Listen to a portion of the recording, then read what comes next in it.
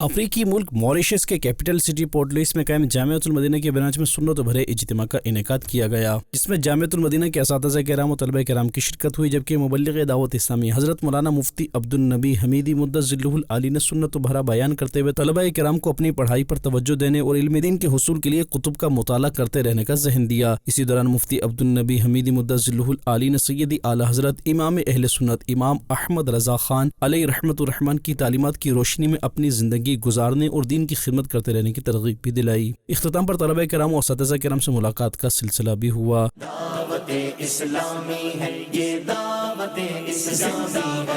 दूसरी जानिब मॉरिशस की डिस्ट्रिक्ट के इलाका पीतों की अनवार मदीना मस्जिद में मदनी काफिले का सफर हुआ, जिसमें जामियातुल मदीना के तलबा किराम ने दीगर इस्लामी भाइयों के हमरा मदनी काफिले में सफर की सआदत पाई। जबकि मुफ्ती अब्दुल नबी हमीदी मुद्दज़िल्लुहुल आली ने तलबा किराम में सुन्नत भरा बयान करते हुए दीनी कामों में हिस्सा लेने और नेकी की दावत आम करने का ज़हन दिया। नाज़रीन, आप भी मदनी काफिलों में सफर करके नेकी की दावत आम कीजिए।